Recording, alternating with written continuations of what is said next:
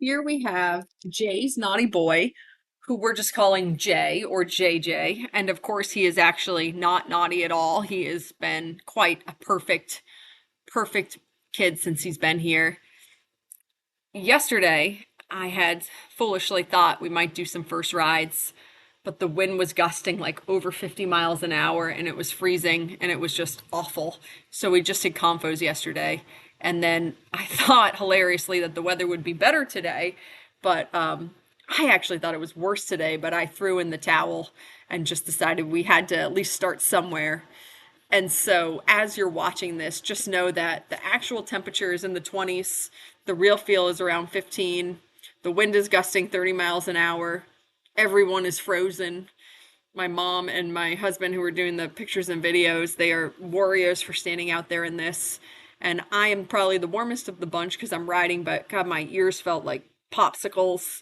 And it was just brutal conditions today. So the fact that Jay was willing to just let me get on and walk Trot Canter around the ring nicely both directions was pretty champion behavior.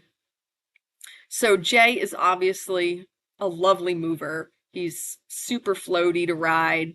He has really nice suspension. He has a great hind leg. I was pretty darn happy with him today when I finally got to have my sit on him. So Jay is built very uphill, which is great. Obviously, that's what we all want. Like with most uphill horses, what he needs to work on is the opposite, of course. He needs to work on sort of lowering the base of his neck and finding that stretch across his top line, which the fact that I'm even saying this on a horse's first post-track ride in these sort of weather conditions is pretty ridiculous and funny, and it just means that the horse was so well behaved that you even could broach subjects like this. And you'll see as he's trying, obviously, that's really nice there for him down the long side. You know, he has moments where, like that, where he is starting to do those things and find the connection and soften his top line. And then he has moments where he gets a little distracted. He says that's pretty hard. Like here, he comes down this long side and he wants to pick up his head a little bit. And then that's no big deal. That's just par for the course. So you just wiggle the rein, wiggle the bit a little bit more in his mouth, invite him to rejoin my conversation as he does right there. And he was a really good boy. So his canter, he has a great canter. Lots of power, super uphill balance in the canter. He is confused as to how to find the canter. He wants to do an extended trot into the canter, which lends itself to a pretty extended canter when he picks it up, and it's pretty unorganized. So it took me, I don't know, maybe half the ring to sort of help him refine his balance in the canter, which he did here. And then once he had his balance, then we could start working on what I'm talking to him here about, which is the same thing as in the walk and the trot, which is that I don't really need his head to be any more vertical. Like his head is fine. He's on the vertical.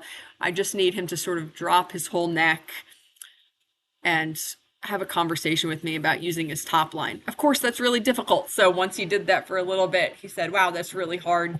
No one's asked me to do that before. And so he wanted to break to the trot. And that's fine. And actually, I was really happy with how, in just a couple of steps of breaking into the trot, he came back into a nice balance and a nice frame in the trot work.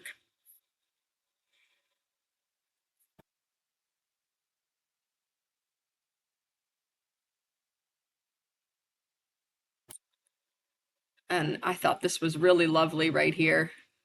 And I was smiling at this point of the ride, thinking this horse is so cool. Now, when we went to the right, it is a law of all baby and green horses that they're going to lean at the gate.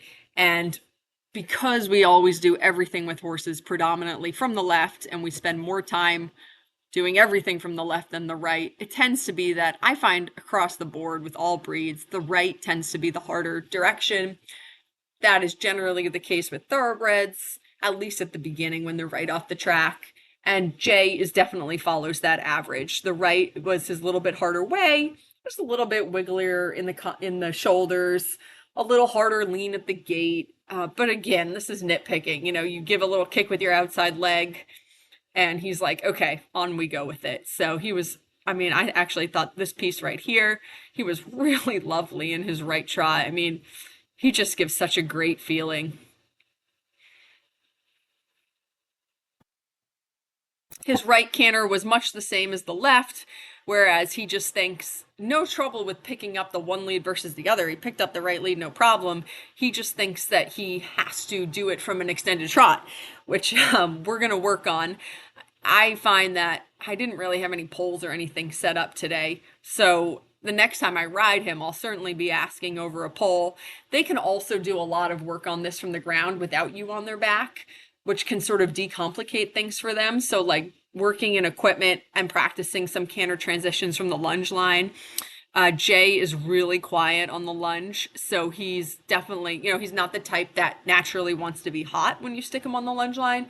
So that, and I haven't broached that with him because I'm just getting to know him, but that is definitely also a place where he can work on the canter transition. So lots of options for him. And again, I think he's fantastic.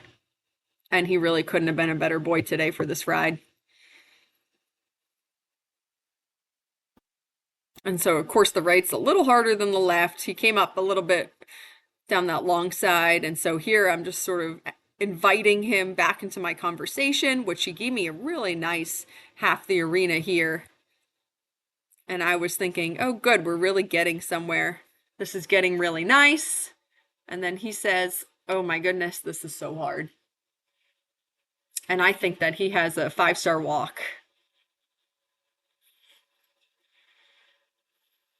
And if you do watch the end of this video, it's really funny on Cross Ties. There's this hen that was just obsessed with him, and there must have been some pieces of cookie on the ground or something. And you can see this chicken is basically just like swarming us while we're trying to get ready for our ride.